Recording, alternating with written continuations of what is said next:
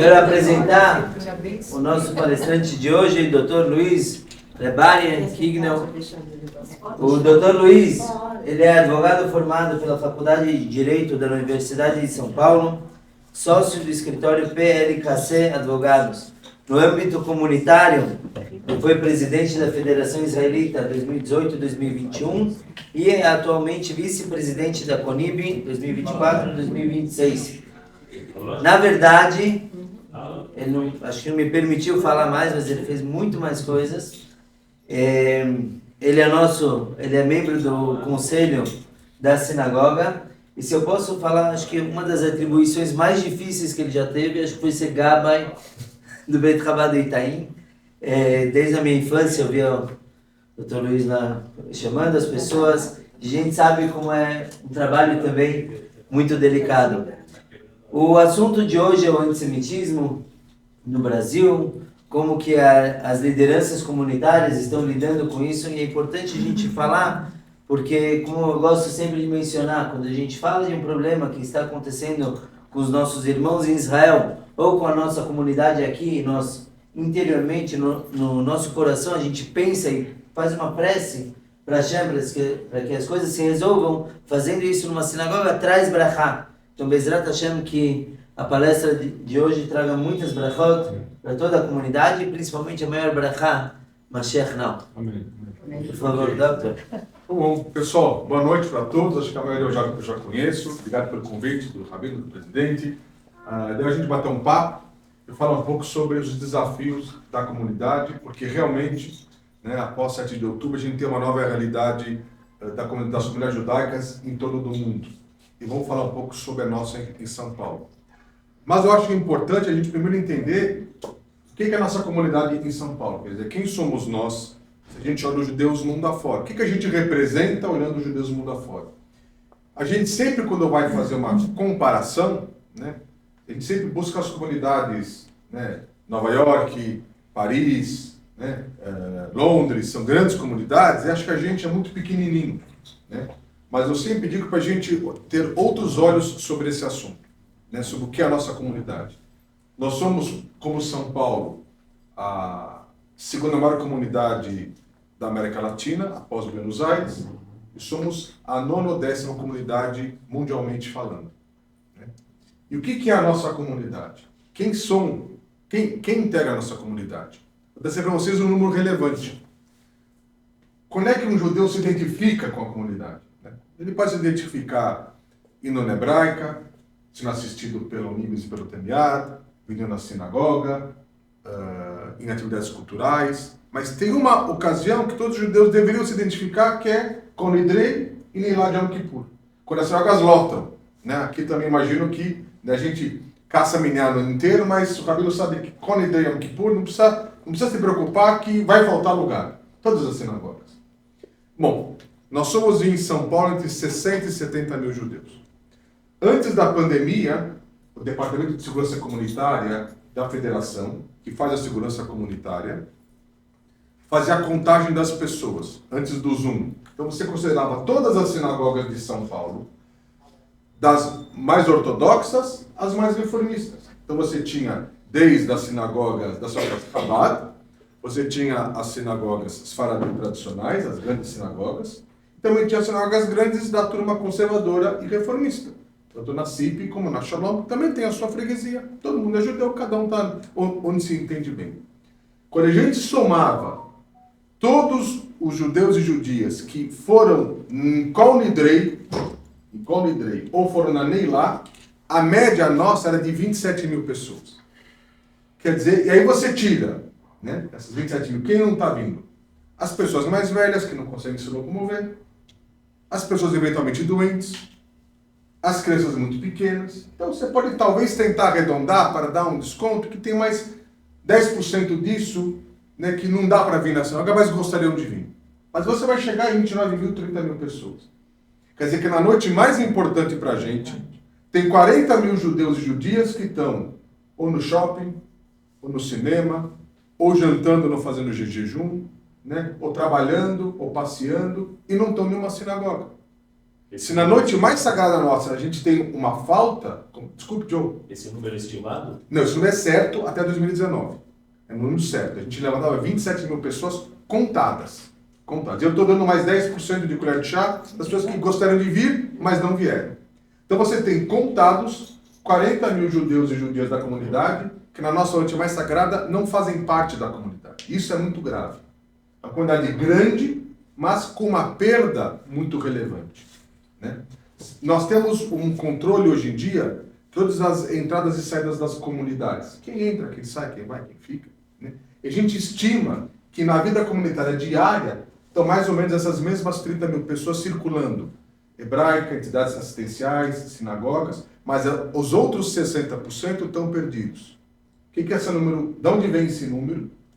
Se você pegar o número de crianças judias matriculadas numa escola judaica, você tem mais ou menos das crianças judias em fase escolar, do mini maternal até o final do ensino médio, você tem aproximadamente 4 a 5 mil crianças e outras 6 a 7 mil ausentes da escola judaica. Isso bate com os 60% ausentes da vida comunitária. Quando você não coloca a criança numa escola judaica, essa criança tende a, lá na frente, não estar conectada com a vida judaica. E hoje você tem várias maneiras de se conectar à vida judaica. Você pode se conectar pela vida sinagogal, como nós estamos aqui hoje. Você pode se conectar pelo esporte no clube. A Hebraica, não sei se vocês sabem, é o maior clube judaico do mundo. Não tem no mundo um clube judaico como a nossa Hebraica. Mesmo nos Estados Unidos, que tem uma comunidade 1000 vezes maior que a nossa. Mesmo na França, mesmo na Inglaterra, as grandes comunidades, mesmo na Argentina, que é uma comunidade maior do que a nossa, não tem um clube hebraico. Ele é oficialmente o maior clube judaico do mundo. Você pode se conectar por ali. As entidades assistenciais, as entidades culturais. Então, se você quiser, sempre tem onde se conectar. Mas tem pessoas que realmente estão afastadas. Estão muito afastadas e é uma pena. E onde essas pessoas estão circulando em ambientes não judaicos, ambientes fora da comunidade, se desligando do seu judaísmo. O que aconteceu agora? Que após 7 de outubro, elas foram lembradas que, olha, não adianta você querer ficar fora, porque você é que nem esse pessoal que vai na sinagoga. Então você é perseguido igual. Qual é a grande novidade? Nós temos na Federação de São Paulo, eu presidi de 2018 a 2021, hoje aqui me sucedeu, para minha alegria, o Dr. Marcos Knobel, que é cardiologista, vice-presidente do Hospital Einstein, que faz um trabalho, no mínimo, maravilhoso. Né? Um cara que se dedica, como eu brinco com ele, de coração. Ele é cardiologista, ele se dedica de coração à causa judaica, né? Um homem tão ocupado, um médico tão famoso, e dedica parte do seu tempo com a sua esposa Lara a cuidar da nossa comunidade, como eu fiz na minha vez junto com a Silvia. Porque é um trabalho do casal, não dá para fazer sozinho. E o que a gente vê isso hoje em dia? Que após 7 de outubro, a gente tinha uma perda de muitos alunos em escolas não judaicas. E dentro do Vadarrino, da federação, a gente discutia quem eu preciso cuidar. Eu preciso cuidar dos alunos nas escolas judaicas, do melhor ensino possível, e preciso tentar captar jovens pais para que coloquem seus filhos nas escolas judaicas. Porque isso é uma garantia de afastar a assimilação da porta das nossas casas. Hoje a gente não tem mais a desculpa que tinha 30 anos atrás, nem sei se era verdadeira. Não sei se era verdadeira. Que escola judaica não é boa. Eu não sei se era verdadeira há 30 anos atrás. Hoje eu sei que essa desculpa ela não é verdadeira. Você vai na GV, você vai no INSPER, você vai na USP, você vai na PUC, nas melhores faculdades, tem alunos que saíram das nossas escolas judaicas, inclusive das nossas de Yeshivot, que estão lá. Eu cruzei com um professor da GV, ele me perguntou, eu queria entender se vocês fazem um curso de especialização, porque tem classes na GV que metade é da comunidade. Quer dizer, vocês são 60 mil numa cidade de 20 milhões e vocês ocupam na melhor faculdade de administração da escola. E alunos que vieram de escola judaica. Então hoje a gente tem isso. Por que eu estou contando isso para vocês? Porque os pais de alunos das escolas não judaicas tomaram um susto, infelizmente. E seus filhos foram lembrados que o melhor lugar para você estar é junto com os seus. E quais foram as primeiras sensações quando aconteceu atos de antissemitismo dentro de escolas não judaicas? Não digo em escolas públicas, digo em escolas particulares do melhor nível, escolas de elite, escolas caras, onde a gente teve alunos fazendo saudações nazistas para alunos judeus, teve pichações nazistas, brincadeiras com fantasias, e esses alunos e alunas de escolas não judaicas judeus começaram a sentir de perto o que é antissemitismo. Porque passaram uma geração inteira sem viver o que é isso. Eu estou indo para os 60. Eu já nasci aqui, meus pais já nasceram aqui, meus avós que são imigrantes. Mas os meus pais já não viveram antissemitismo aqui no Brasil. Como eu não vivi, e meus filhos adultos não viveram. Mas agora a gente tem uma geração de alunos de 10 a 20 anos que estão vivendo atos de antissemitismo, que não conheciam. A gente só via isso nas histórias, nas manifestações em Paris, nas manifestações em Londres, que eram 2 centros maiores de antissemitismo. Os Estados Unidos começaram a acontecer também e se criou um desconforto para a comunidade, deixa a gente muito inseguro. Então, como é que nós vamos viver nesse mundo de hoje? São as nossas preocupações. Mas quero trazer para vocês uma boa perspectiva. O cenário não é bom, mas a perspectiva é boa.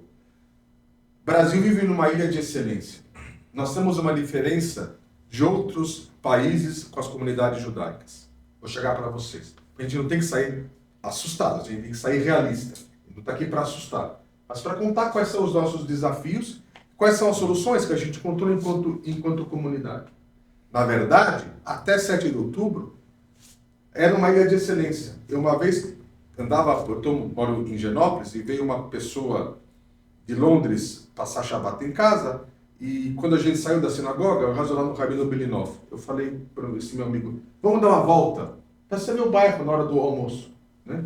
E saímos do Belinov, era meio de 15 e fomos andar. Eu subi ali Gabriel dos Santos, passei pela Beitakov, voltei pela Mekor Haim, e ele falou assim, eu não estou entendendo, estou vendo aqui crianças e mulheres, meninas andando sozinhas pela rua, de equipar, e falei, não acontece nada. A gente não tinha, e ainda não tem. A gente não tem esse problema aqui. Né? Mas ele falou assim, mas isso é impensável em comunidades judaicas ao redor do mundo, que as pessoas tentam não usar kippah e usam boné. Né? E autorizações especiais do rabinato para eles não deixarem expostas a certas condições, não usarem Magen Davi, infelizmente, porque os ataques antissemitas já aconteciam em populações da Europa que têm sofrido assédio maior e já sofriam por conta, veja só, da guerra da Síria, que eram sírios contra sírios, nada a ver com a gente. Por conta da guerra da Síria, 300 mil, 400 mil sírios saíram da Síria, foram acolhidos de braços abertos pela Alemanha, que mal sabe ela que desses 300, 400 mil, se 1%, alguns falam em 10%, mas eu vou falar em 1%, eram pessoas com tendências terroristas, são 3, 4 mil pessoas, que têm cidadania hoje europeia, que tiveram filhos lá e de lá, eles não vão sair. Você anda hoje pela Bélgica, né, que acho que é o país mais islamizado que existe, né, os judeus não conseguem viver. Né? A gente também tem que diferenciar, para ficar claro, que isso nós estamos falando sempre da ala radical. Porque nós sempre tivemos uma boa relação com a comunidade muçulmana em vários lugares do mundo. Nosso problema não é com a comunidade muçulmana. A gente tem que tomar o cuidado de não criar estereótipos para não sermos estereotipados. Há um ano atrás eu fui convidado para falar no simpósio anual dos juristas islâmicos do Brasil. Era um simpósio anual. E eu fui convidado para falar sobre antissemitismo. Foi antes de 7 de outubro. Hoje seria impensável. Mas eu fui lá no primeiro semestre de 2023, me ligaram se eu queria falar no simpósio islâmico sobre antissemitismo. Não sabia se era trote, se era verdade, né? Fui checar, era verdade. E a minha fala era às 4 da tarde. Cheguei lá para falar 3 e meia, né? Estou lá esperando a minha vez para falar, tem um intervalo, não falei Minha. E até eu acabar às 5, 5 e meia, Minha em maio é muito cedo, eu não vou conseguir, eu falei para o presidente, olha, eu preciso rezar. Antes de andar. Então, na hora do intervalo, eu falei, vai lá no restaurante, você reza. Eu não uso equipar. No momento de pegar minha equipar, estava com o meu seguro que estava na minha pasta. Fui no canto, tinha lá os muçulmanos, falei assim, desculpe que eu preciso rezar. Eu falei, pois não. Pus meu equipar, em direção para Jerusalém, falei Minhá, terminei de falar, nem olhei para trás. E fiz uma apresentação para os islâmicos sobre o que é o antissemitismo, que muitas vezes tem na islamofobia, que também acontece.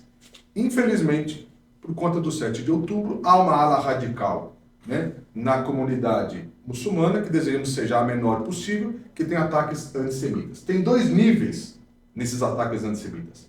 Há uma massa maior obviamente condena Israel, mas não os torna antissemitas. O fato que existem pessoas que não apoiam as decisões de Israel ou até criticam as colônias colocadas pelo Bibi, ou até criticam um monte de coisa que Israel venha ou não venha a fazer, não torna as pessoas antissemitas, é uma opinião política.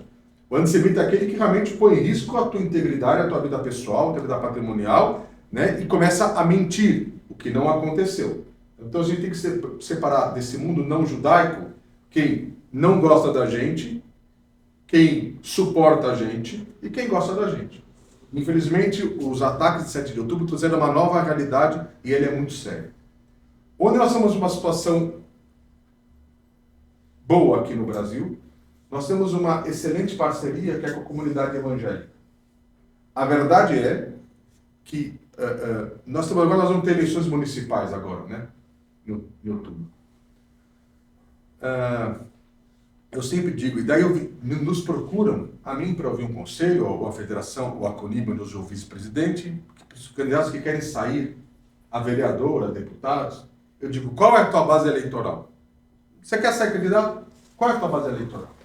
Não, a comunidade judaica começou mal. A comunidade judaica, eu acho que não elege síndico de prédio. Imagina vereador. Tanto que nós não temos nessa legislatura nenhum vereador judeu. Nós temos vereadores aliados à comunidade judaica, mas não da comunidade judaica, né?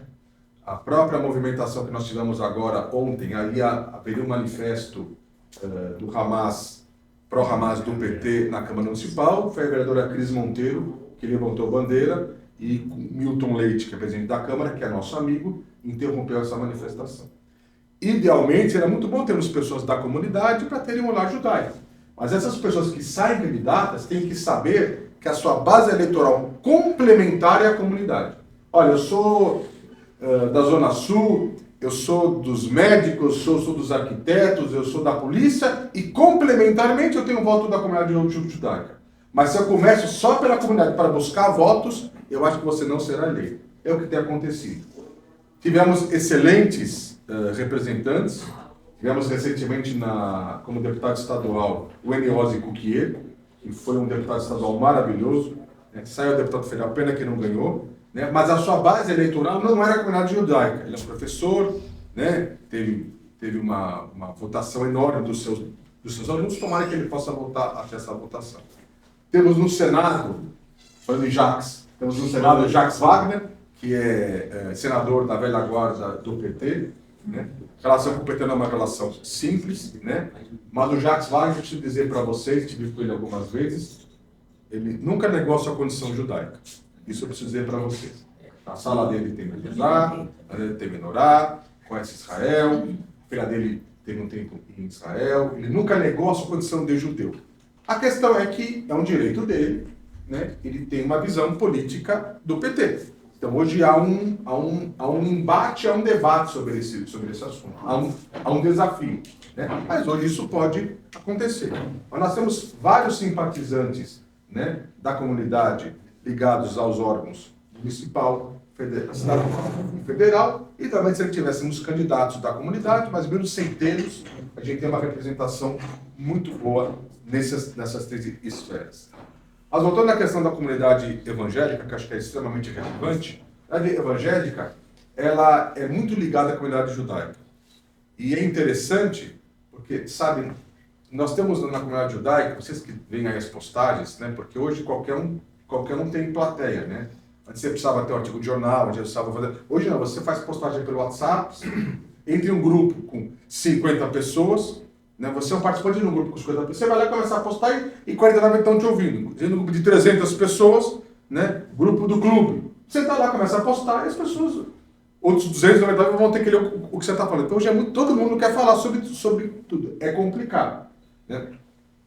Mas na comunidade evangélica é curioso porque eles têm um ideário do Israel e uma defesa incondicional do direito de existência do Estado judeu.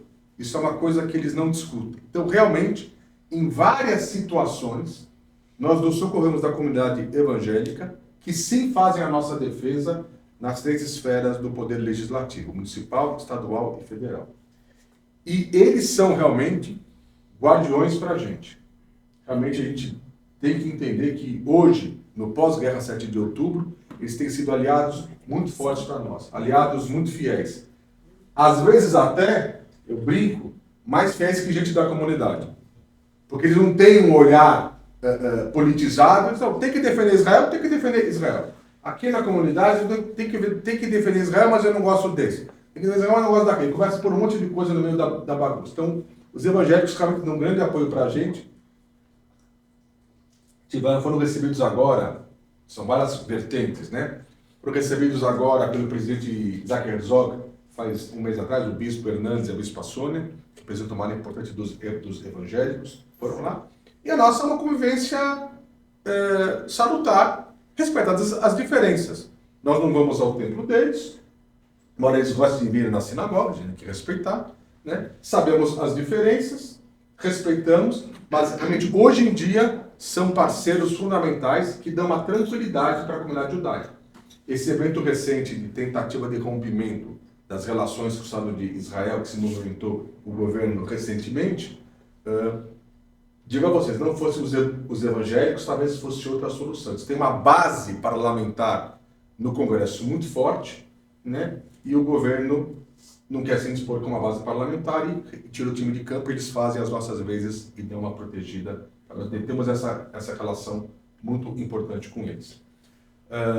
Nos níveis da polícia estadual, da polícia federal e do exército, a relação é ótima que vocês não podem imaginar. O respeito que as autoridades policiais e militares têm com a comunidade e com Israel, não dá para narrar. Nós temos projetos, nós levamos recorrentemente os comandantes das bases da polícia militar, comandantes de inteligência da Polícia Federal e personagens de alta patente do Exército para visitarem em missões oficiais em Israel. Ficam lá 5 dias para conhecer o Estado de Israel, o que é segurança, como é que as coisas funcionam. Então a gente tem esse diálogo muito aberto com eles. Teve um fato curioso, quando eu presidi a federação, nós estávamos levando um grupo de comandantes para Israel e eu marquei um café da manhã em casa para fazer uma apresentação, uma preleção, 3 dias antes da viagem. Então, dia lá, 8 da manhã, né, baixa 3 viaturas na portaria do meu prédio, desce 3 caras, né, com seus assessores, é uma democracia. Doutor Luiz Kigner. Aí legal, subiram. Aí quando o meu motorista volta, precisa do mercado, onde ele voltou, o zelador vem correndo, estão prendendo o teu patrão. Subiram lá e não desceram com ele ainda. Aí o motorista se assustou, ligou para a moça que trabalha em casa. Não, estou tomando café aqui, não é nada, você deve ser amigo, estou tomando café com ele aqui. Coisa engraçada. E eles têm um interesse muito grande em conhecer, né, a funcionalidade das estruturas de segurança de Israel.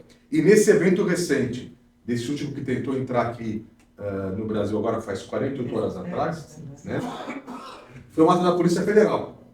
Então, a Polícia Federal, que hoje eu aprendi, coisas que eu não sabia, a gente aprende na vida comunitária, que também tem muito o que aprender, né? Quando você faz o teu check-in, né, do lado de lá já sabem quem está chegando. Não tem surpresa. Essas batidas que tem na porta do aeroporto são feitas aleatoriamente, mas normalmente eles sabem quem eles estão procurando, né?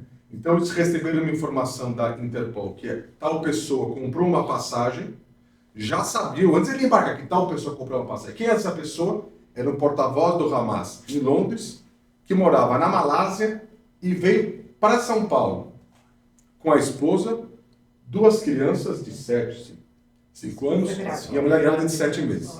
Se essa criança nasce aqui, ele não vai mais embora, porque quando você tem um filho brasileiro, você não pode ser deportado. Ela já veio com 7 meses. Você barrou ele, barrou a família, deixou a esposa, mas ele foi barrado.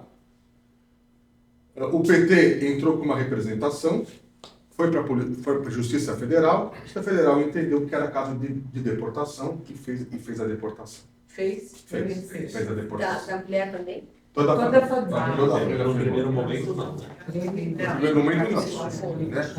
Houve uma requisição do PT à Justiça, o juiz, veja, o juiz está num gabinete, ele não sabe o que está acontecendo. Então ele deu até um despacho interessante, porque nesse despacho ele disse que não se podia falar de perseguição, já que entraram aqui 1.000 refugiados palestinos recentemente e ninguém foi barrado. Então, teve essa proteção. Então, essa situação, sim, Justiça Federal, né, que tem uma proteção interessante. Dos ataques antissemitas, que são recorrentes, né, primeiro que a gente tem que diferenciar opinião pública de opinião publicada. Porque na guerra da internet, a turma da esquerda é extremamente ativa com robôs. Então, esses ataques que saem de poucas pessoas e são multiplicados por muitos robôs. Robôs pagos, que custam uma fortuna. E esses replicam muito a situação desses ataques que acontecem. Mas nas enquetes qualitativas feitas pela Quest, feitas por bancos, você pergunta sobre Israel, né, quase 70% não condena Israel. Mas 70% diz que Israel tem direito de se defender. Mas na opinião publicada é diferente. Por favor. Desculpa interromper. De jeito algum, à vontade. Ah, bem. Ok, a internet é clara como funciona. Como funciona a mídia? A grande mídia, a mídia tradicional. A mídia tradicional é tradicionalmente antissemita. E a mídia tradicional ela é de esquerda. E nós estamos do lado dos americanos. Então, a mídia de esquerda é contra os Estados Unidos e é contra Israel na causa humanitária palestina. E a gente apanha muito. Na UOL, que é especialista, se você for olhar, às vezes eles mudam a manchete, mas a gente tem que ligar lá e brigar. E quando eu digo brigar é conversar, não é brigar. Brigar é conversando. Então, um terrorista, ele invade Israel, né? Ele sai matando e ele é morto na contraofensiva. Qual que é a manchete da UOL? Palestina morto pelas forças israelenses. Não conta a primeira parte, só conta a segunda. Né? Na questão das escolas, né? Em Gaza, né? Israel explode, mas não conta que ela tinha armamento. A gente tem que ligar, conversar. Então, assim, a mídia é um problema, diferente da internet. Mas, desculpa, a mídia é antissemita? Sim. Nesse caso. Eu acho que muito da mídia é antissemita nas suas manchetes, na sua narrativa. Porque nós temos um problema, que é a mídia precisa de fatos novos. 7 de outubro, já passaram 260 dias. É fato velho. O que é fato novo? Né? É Gaza. E Gaza tem problema todo dia. Então eles narram o ataque de um exército organizado contra uma população civil. Isso é um fato. Eles falam a narrativa aqui. Eles não contam a narrativa, eles já passaram 7 de outubro e não contam, olha, mas embaixo desse prédio tinha uma estação militar. Embaixo desse hospital, isso eles não contam, ou contam o menos possível. Então essa narrativa é muito antissemita. Então tem maneiras, né, de você contar uma meia-verdade. E uma meia-verdade é uma mentira inteira, porque você deturpa a realidade. Então isso é um problema. Nós temos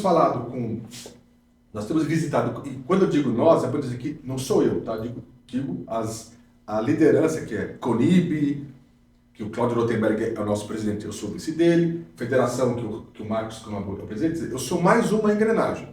Tudo é uma coisa que eu faço, coisas que a liderança faz. Eu sou um pontinho aqui, né, para que sou. Fomos visitar todos os editorias de jornal, para conversar com eles. Conseguimos, depois de uma negociação com o Cláudio Rotenberg, hoje tem uma coluna na UOL. Então a UOL é o canal mais à esquerda, mas em contrapartida deu uma coluna para o Cláudio falar. Ele pode falar sempre lá e faz o contraponto. Se vocês acompanham os editoriais do Estadão, da Folha, do Globo, Zero Hora, nunca tivemos tantas matérias pró-Israel. É impressionante, atacando inclusive as posições do nosso governo antissemitas, né? E a defesa incondicional ao Hamas, sem contar a história inteira. Então, tem um contraponto, mas é um contraponto muito limitado, porque na verdade as mídias são um problema. A Globo, que é a grande audiência, né? Nós temos uma excelente relação com a Rede Globo. Né? O Ali Kamel, que é o diretor, é casado com uma moça da comunidade. E é um cara que conhece muito bem a história do Hamas. Mas ele não controla todas as editorias. Nós conseguimos colocar no Fantástico por exemplo, quando eu vou para Israel recorrentemente levando parlamentares, deputados, jornalistas. Nós estávamos lá, eu estava em Israel em janeiro, com ministros do STJ e do STF. Eu vou eles para falarem com esse livro. Tivemos um encontro com uma das reféns que foi libertada naquela troca, a única troca que teve dos 100 reféns, ela foi libertada. É uma israelense de origem sul-africana, tem um inglês muito bom, e conseguimos dela uma entrevista para repórter da Globo em Tel Aviv. Então, no horário nobre da Globo, você falou sobre isso. Foi muito bom, é tudo uma negociação. Fizeram uma reportagem sobre os ataques que o Hamas fez contra Israel, mas no bloco seguinte eles mostram as cenas que são horríveis, né? De crianças com as casas caindo, mas isso aconteceu, eu não posso negar. É que eles não contam a história inteira, né? Que Israel vai avisar antes, que Israel está respondendo ao ataque porque embaixo do prédio tem um túnel. Não dá tempo para contar, não interessa contar. Então, assim, é um problema. E a Band é pior ainda do que a Band, infelizmente, é pior. Muito difícil conseguir conversa com ela. Nossa, muito A CNN vai bem, Jovem Pan vai bem, Record vai bem, a Globo vai bem, com hora bate, hora sopra. Jovem Pan vai ser de falar pouco. Né? Fala pouco. Então, assim, a gente tem uma dificuldade porque cada vez mais os reféns. E essa deslegitimação de Israel, com essa história from the river to the sea, pegou. Eles conseguiram fazer essa onda pegar.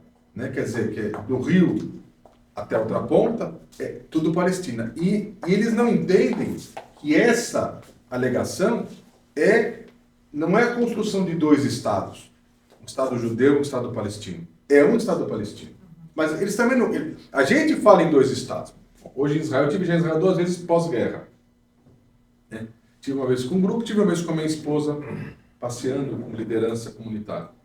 Agora, faz um mês, estive lá. A nossa imprensa não conta a história inteira. Porque tem outros assuntos, tem outras pautas, e tem que ser um nível de jornal. É como um noticiário policial. Né? Eu trabalhava comigo, trabalhava na editoria, ele falou, não, mas como é que você escolhe? Não, onde morreu mais gente. Como é que você escolhe uma pauta? Você tem 4 assaltos. Em qual morreu? Eu vou veicular isso, porque é o que chama audiência. É uma realidade. Tem que pôr o produto na televisão. Então, hoje Gaza é um prato cheio. E a gente não consegue explicar isso. Né? Então a gente tem idas e vindas, não é fácil.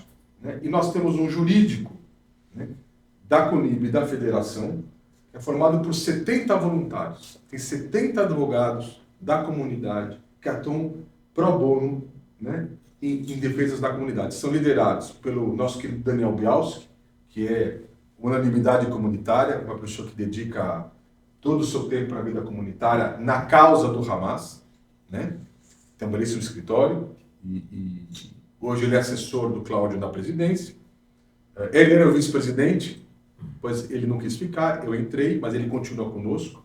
Né? E ele lidera junto com a Andrea Weiner, que é uma jovem advogada criminalista. Né? Eles coordenam um grupo de 70 advogados voluntários e quase toda semana tem uma notificação para alguém. Tem um inquérito policial aberto. Caso Breno Altman, que é um caso bem polêmico. Breno Altman, hoje a gente se pergunta, veja como é difícil, se a gente fez bem de ter processado ele. Todo mundo achava que ia processar, inclusive nós. Todo mundo achava, e ele já foi condenado. Ele não pode postar, cada vez que ele posta ele tem multa.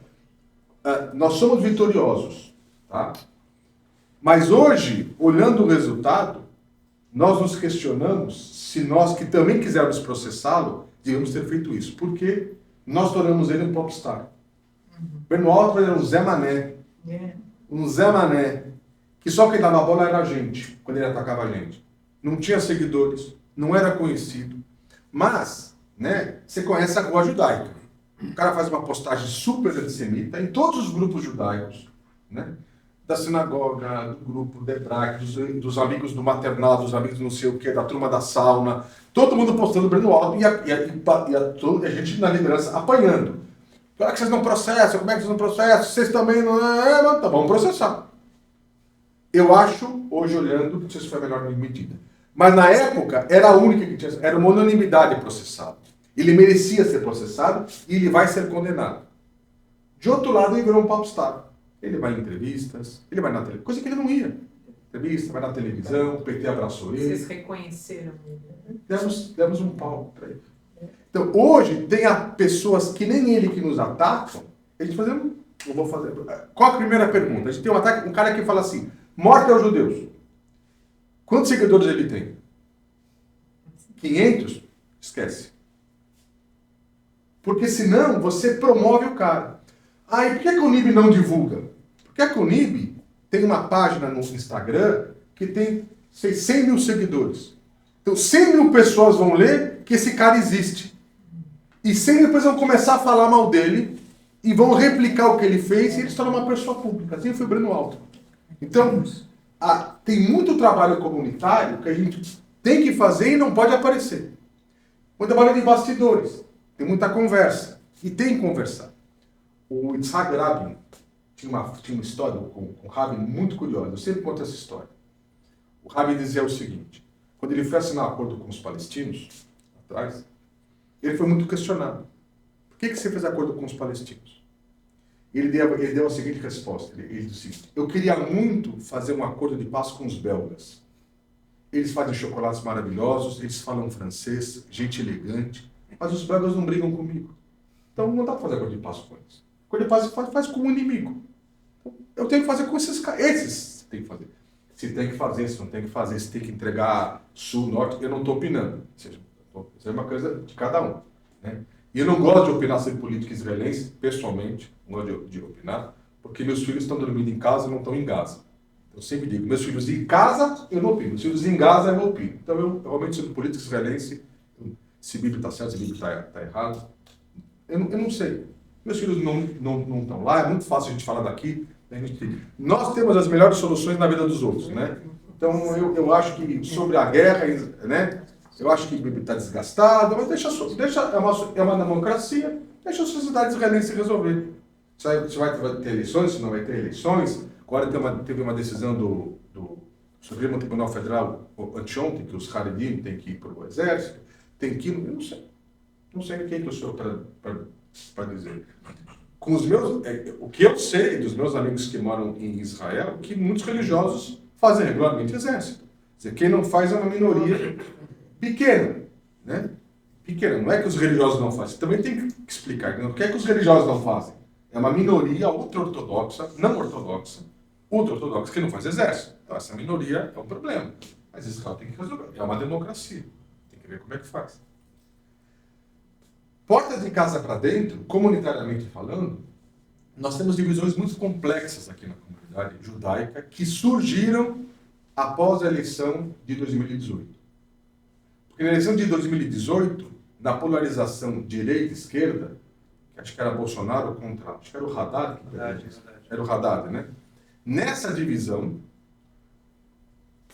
as pessoas exerceram sua cidadania brasileira, votando para um ou para outro, né? Mas misturaram sua questão judaica. E a gente começou a ter brigas comunitárias por conta de discussões nacionais. E aí começou uma divisão comunitária, que nós não consertamos ainda. Porque nas eleições recentes, que foi o Lula... O Lula ganhou de quem? Nem lembro. Bolsonaro. Um elege o outro, né? Sim. Bolsonaro só foi eleito por conta do Lula, não foi eleito por conta do Bolsonaro, teve um vivo do outro. Né? Não é à toa que mandaram soltar o Lula, né? Para poder eleger o Bolsonaro. Né? Porque você não ganhava. Então, o que acontece? Cada um, na sua convicção pessoal como cidadão, pode votar no Bolsonaro. Por que não? Foi presidente democraticamente eleito. Né? Ou pode votar no Lula, democraticamente eleito. Mas quando você mistura a condição judaica, você leva para dentro das comunidades uma divisão. Então hoje, você tem judeus bolsonaristas, que não falam com judeus petistas, mas todo mundo depois tem o mesmo problema. É óbvio que a esquerda está muito ressentida. Os nossos, que a gente fala com a turma, mas a gente tem que falar com eles. Eles também eles perderam o chão. A turma da esquerda comunitária perdeu o chão. Porque, de repente, veneraram a esquerda e foram traídos pela esquerda, né, que jogou a gente aos leões. né? E nós cobramos eles comunitariamente, né? Você tem que voltar para o centro comunitário, né? Então, assim, quando fala assim, judeus pela democracia, judeus para Bolsonaro, judeus para Lula, você está errado. Não tem que ter nem judeus para Lula, nem judeus para Bolsonaro. Tem que ter brasileiros para Lula, brasileiros para Bolsonaro. Como é que um judeu vota no Lula? Eu não sei, vota. Não sei, vota. Mas eles na turma de esquerda falam a mesma coisa. A gente escuta, a gente está na liderança assim. Para a turma da esquerda, né, quando eu presidia a federação, eu era fascista. Para a turma da esquerda eu era fascista. Mas para a turma do Bolsonaro, eu era esquerdopata. Porque os dois não aceitam a contrariedade. Talvez até um está mais certo que o outro. Eu não estou discutindo isso. Mas nos extremos, quem é de esquerda tem argumentos para dizer que a direita está errada. Não sei se está. E quem está na direita tem argumentos para dizer que a esquerda está errada. É que hoje ficou tão escancarado o antissemitismo do PT que quem é da esquerda ficou realmente sem chão. Totalmente. Ficou indefensável. E mesmo assim, você encontra pessoas de esquerda que aí dizem, mas a culpa é de vocês. Porque vocês que atacaram. Então, compram a narrativa antissemita. Mesmo os judeus. Então, você coloca a tua condição política nacional frente da condição judaica. Isso é um perigo muito grande. A gente não pode colocar a condição nossa nacional frente da condição judaica. Porque no final do dia, todo mundo vai ter problema. Então, a gente tem que ter um olhar comunitário. E nesse ponto é que a vida comunitária faz a diferença. Porque a gente consegue, de uma maneira ou outra, estar centrado nos mesmos assuntos. Então, hoje, para não me alongar, o que a gente tem hoje? A gente tem uma situação comunitária que eu acho que é segura, que é diferenciada, mas tem que ter alertas. Houve um aumento de ataques antissemitas virtuais, de mais de 1000% nas redes sociais contra a comunidade judaica. 1000% é muita coisa. Mais de 1000%. Mas são ataques virtuais. Né? Nós não temos histórico de ataques físicos e a comunidade está preparada. O seu departamento de segurança, junto com as autoridades, para fazer defesa comunitária. Já de passo, eu vou fazer só um comentário. Nós temos em São Paulo o DSC. Vocês devem ver, Departamento de Segurança Comunitária, você tem que ter o WhatsApp dele anotado. Essa semana eu recebi de uma pessoa, de uma amiga minha, né? Falei, Luiz, eu estou aqui na Rua Lagoas, né? E saiu um cara com uns dizeres em árabe que estava perguntando onde fica no céu. Eu achei muito estranho. Eu filmei a chapa. Fiz muito bem. Já participei da segurança comunitária, já vão checar. Esse pequeno olhar que a gente tem que ter. Hoje, o Departamento de Segurança Comunitária de São Paulo está entre os 5 melhores do mundo. Por incrível que pareça. É um ganho que a gente teve comunitariamente muito bom. Você tem Nova York, né? Você tem, eu não sabia nem Sydney, tem muito problema de antissemitismo, aprendi, eu não sabia. Londres, que recebe subvenção do governo. Tem mais uma cidade americana, não sei se é Chicago ou não, e depois é São Paulo. Paulo tem o melhor sistema de proteção comunitária de informações, sempre alinhado com as autoridades. Hoje, qualquer van escolar que sai das escolas para buscar os alunos, ela é monitorada pela federação. Todas as vans hoje que buscam as nossas crianças e levam para as escolas judaicas, elas são monitoradas pela federação. Elas têm um caminho a seguir e se elas mudam o caminho, elas têm que informar por quê. E todas têm um chip de aviso e um botão de emergência.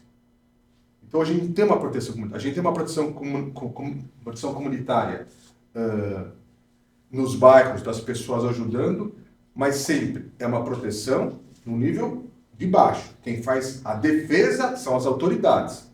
Nós não fazemos defesa comunitária, nós estamos usurpando função e é ilegal. A nossa proteção comunitária é para estarmos olhando para avisar as autoridades, que são muito solidárias conosco. O senhor quer perguntar? Desculpe. Desculpa, de novo. Uma pergunta direta e uma para o futuro. O nazismo do Brasil é fato, não é fato? O quanto ele não é fato, existe. O quanto ele é preocupante. E segundo, assim, você falou da mídia, né? Então, que a mídia é esquerdista, tal. Isso vem muito das universidades. a federação, a CONIB, tem alguma ação voltada para as universidades para tentar, porque isso também não é um fenômeno brasileiro, é só olhar o que está acontecendo nos Estados Unidos, etc, etc. Tem alguma coisa voltada para isso? Tem alguma... As perguntas se confundem um pouco, vou falar das duas. Sobre nazismo. Né? Okay. Nós temos uma legislação no Brasil única, onde a suástica e bandeiras nazistas são crime e vão para a cadeia. O que não tem nos Estados Unidos. Aquela emenda, não sei qual das emendas americanas da Constituição, que permite a livre manifestação. Então, nos Estados Unidos tem uma manifestação antissemita, ou homofóbica, ou contra negros, né? Pode. A polícia não pode impedir. No Brasil, o cara vai para a cadeia. Antissemitismo no Brasil é crime. Então a gente põe muito processo criminal. E a gente processa muita gente por quê? Qualquer cara que morte aos judeus, a gente processa. Por quê? Se você vai para a cadeia, mas ele vai ter que contratar advogado, vai ter que ter inquérito, vai ter que ir para a polícia, vai ter que ter recurso. Esses crimes virtuais? Todos que chegam para a gente, nós teríamos 4, 5 notificações por semana, e os mais graves a gente vai para a delegacia. Para quê? Para a pessoa se incomodar e não repetir. O nazismo existe no Brasil. Aliás, ele nunca deixou de existir. E a ideologia nazista não deixou de existir. A vitória do nazismo, a vitória contra o nazismo, não foi o fim do nazismo. Foi o fim do nazismo no poder. É como com o Hamas. A ideologia do Hamas nunca vai acabar. Essa hipótese não existe. O que a gente tem, o que Israel pretende é tirar o Hamas do poder. Então vai ter uma ideologia do Hamas, não no poder do governo, que é o que foi com o nazismo, que são coisas diferentes. Então, o nazismo, ele existe, mas ele é crime, e as pessoas são severamente punidas, os juízes são muito severos com isso. Porque a gente abraça nas nossas causas as outras minorias. Minoria LGBT, minoria negra, minoria cigana. Porque quando você começa a falar só de holocausto, o não-judeu começa a não gostar. Você só fala de vocês. Então, como você também faz essa abordagem, também é muito delicado. Então, tem o nazismo e a gente luta. Teve aquele cara de Santa Catarina que fez uma piscina com uma suástica. Não foi? Muito bom. Aí ele foi denunciado pelo juiz e ele teve que fechar. O que ele fez? Fez 2 8, que é o Heil Hitler, que é 88, que é a letra H. Era uma provocação. Voltamos para o juiz. Mandou tirar. Então, o nazismo existe. Universidades. É um novo problema. A universidade é de esquerda. Então, nós temos feito acessos à esquerda por 2 institutos. Tem o Stanley Vaz, tem o IB. O IB é um grupo que defende Israel, mas tem uma linha de esquerda. O Instituto do Brasil de Israel faz o seu trabalho, mas é uma linha de esquerda. Então, são judeus de esquerda que estão lá e que dialogam com o que a gente não dialoga. Então, assim, só muita coisa que eu não gosto, mas fala muita coisa boa. Então, eles existem para a comunidade de esquerda. O Stanley Vaz, que acho que todo mundo conhece, do Underline, faz um trabalho maravilhoso, e é importante ele existir para não expor a comunidade. Porque nem sempre a CONIB pode aparecer.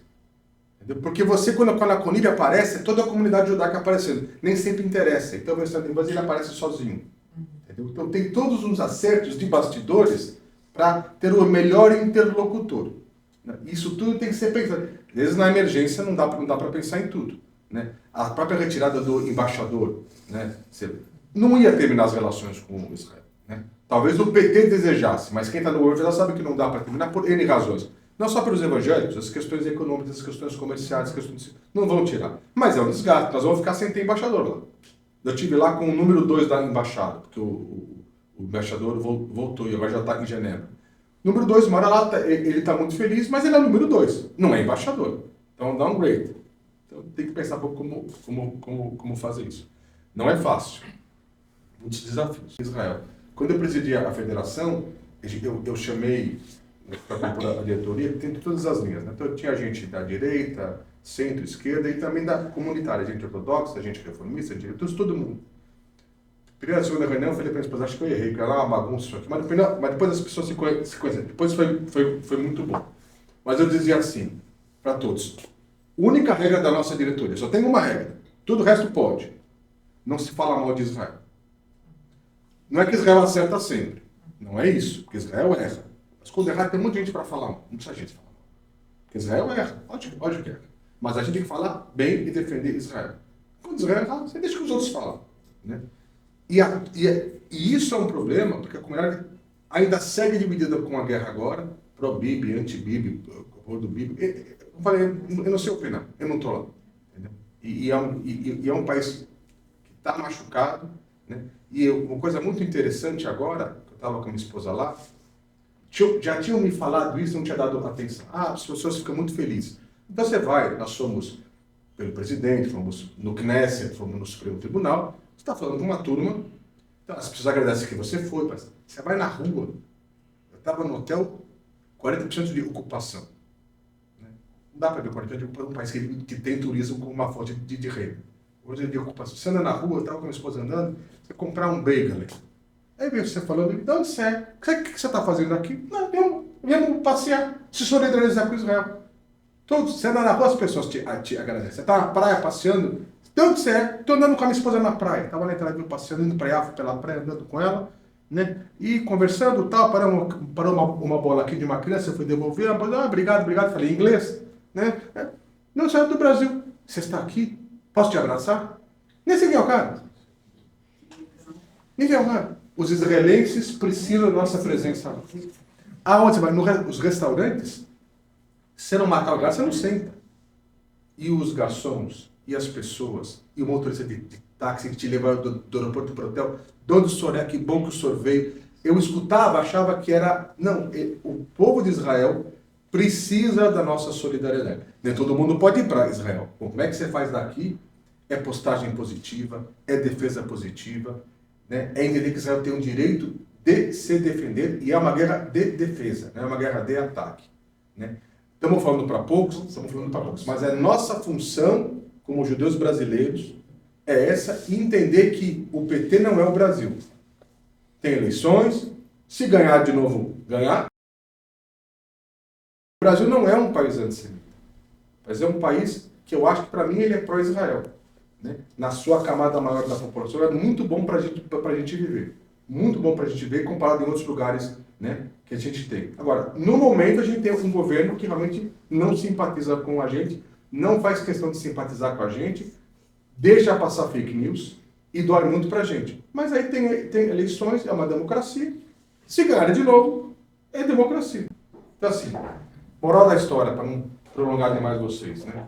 Assim, nós temos uma situação comunitária boa, comunidade muito forte, muito organizada, mérito de todos, e a presença de cada um de nós em uma sinagoga é essencial.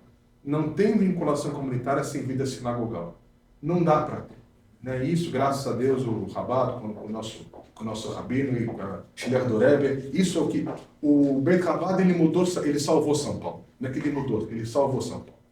São Paulo sem as Rabat, não sei o que ia ser. Porque ele realmente joga, né? Joga lá, como é que chama isso? Você joga a rede. A rede, obrigado. Você joga a rede e vem tudo. E vem tudo. Você não seleciona. Isso que era a ideia do Doreba, trazer todos os judeus para próximos da gente. Esse é o nosso desafio. Tem que estar nessa vida sinagogal, que é importante para estarmos vinculados e alertas. Não teremos tempos fáceis agora na eleição municipal, porque a gente vira a pauta, que não deveria ser, e daqui a 2 anos na eleição nacional.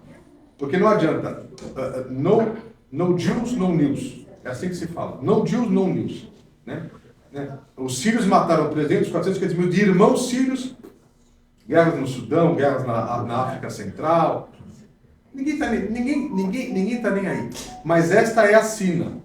Esta é a sina que a gente tem e tem que carregar. E tem que se defender e tem que se proteger enquanto comunidade judaica aqui em São Paulo. E tem uma coisa para encerrar, não tomar o tempo de vocês. Temos que diferenciar um ignorante de um antissemita. Porque se você tratar mal o ignorante, ele vira um antissemita. Uhum. Tem muita gente, né, que fala mal porque ele ouviu. Morte ao judeu, ele sabe o que ele está falando. Se você sai em cima dele, aí ele vira um antissemita. Então, é uma linha muito... Isso é muito... Por exemplo, com um blogueiro. Cara, tem esses blogueiros que ficam... Chama o cara, conversa com ele. Vocês lembram do Danilo Gentili, daquela bagunça do metrô? Hoje é um cara super pró-Israel. Porque quando ele falou aquela bobagem dos vagões de trem de Higienópolis, em vez de entrar com um processo que queriam, a gente ligou, marcou um carro, foi levar ele no Museu do Holocausto. Ele ficou um amigo nosso. E é um formador de opinião. Então, tem que escolher quando a gente fala e como a gente fala.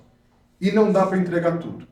Não dá para entregar tudo. A gente ganha umas, perde outras, entendeu? Deixa eu matar uma curiosidade minha. Vocês são da comunidade, da liderança. É uma coisa que me incomoda, é a Cruz Vermelha. Por que que ninguém fala da Cruz Vermelha, que ninguém deu atenção que ela tem que vir? Ela só cuida de prisioneiro, ela não cuida de refém. Porque a mídia não divulga. A mídia não divulga. É o único caso que a Cruz Vermelha não conseguiu visitar os sequestrados. Mas ninguém divulga. Mas eles não são pró-Hamas? Eles são. Não, assim, tem dois tipos, né? Tem a UNRWA, que é aquele órgão da ONU, Sim. né? Que é pró-Hamas, é uma vergonha. Né? Uma vergonha, mas você vê, todo mundo fica com... E tem a Cruz Vermelha, que é uma entidade mundial, né? Que não necessariamente é pró-Hamas, mas lá não conseguiram chegar para ver os sequestrados e ninguém divulga isso. A UNRWA não é igual à Cruz Vermelha. A Cruz Vermelha é uma entidade que já nos deu mais trabalho, como Médicos Sem Fronteiras, já nos deu mais trabalho. Mas são causas muito nobres. Então, tem que ver como é que você ataca. Você não pode sair falando mal de Médicos Sem Fronteiras. Você não vai ganhar um simpatizante. Você não pode sair mal para falar mal da Cruz Vermelha, que é uma coisa mundial. Você vai falar mal da Cruz Vermelha? Você está me agredindo. Aí você já perdeu um futuro aliado. Você não fala nada. Eles fazem errado, você não pode reclamar, porque se sair na mídia, você ainda fica para você. Entendeu? A UNRWA é um caso tão grotesco da ONU que nos enclaves palestinos, eles permitiram que os paus deles fossem utilizados para esconder armamentos, não sei o quê, que Israel estava atacando. E eu li numa matéria, se procede, preciso checar lá na área, preciso pegar o jornal lá eletrônico e baixar no Google, que iam entrar com uma ação contra a UNRWA. As vítimas entraram. Eu li Em Nova York. Nova York. Que é bom que é em Nova York. Porque Nova York é uma jurisdição que o direito é mais prestigiado. Entendeu? É Eu menos achei uma bagunçado. sacada sensacional. E você vê como a gente é ruim de propaganda.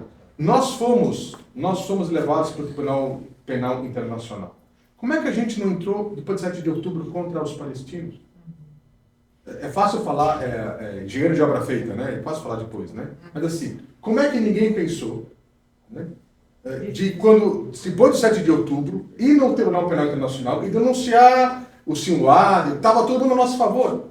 E só ia demorar um mês, quando só demorou um mês, porque todo mundo antissemita de novo. Mas por que a gente não entrou com uma ação? Eu não sei por quê. Não entramos e tomamos uma ação. Tava chocado, né? Todo mundo tava... Bom, pessoal, não quero prolongar, mas obrigado. Eu só não fiz sucesso na parte da onda eletrônica, né? Doutor Shkoyach, eu queria até pegar um gancho. Um beijo? Um beijo depois. O Dr. Luiz, ele falou muito sobre a gente não falar mal de Israel. Nisso a gente tem que estar unido, que inclusive é a maior mensagem da Parashá dessa semana. Na Parashá a gente lê que Moshe mandou 12 espiões, 10 voltaram falando mal da terra sagrada, da terra santa, e eles foram punidos e o povo passou 40 anos no deserto. Então isso tem que ser realmente um ponto em comum. Esquerda, direita, isso a gente decide na urna, mas realmente Ahavat Israel, amor ao próximo e amor à terra santa é uma coisa que não podemos nos dividir. Quero presentear com Shara Bitachon, o portal da confiança, que como a gente sempre fala, ter confiança em Hashem é saber que Ele é quem controla todo mundo e Ele vai trazer muita brachá. Muito obrigado. Amém. Obrigado pelo convite. E muito sucesso com o serviço. Obrigado.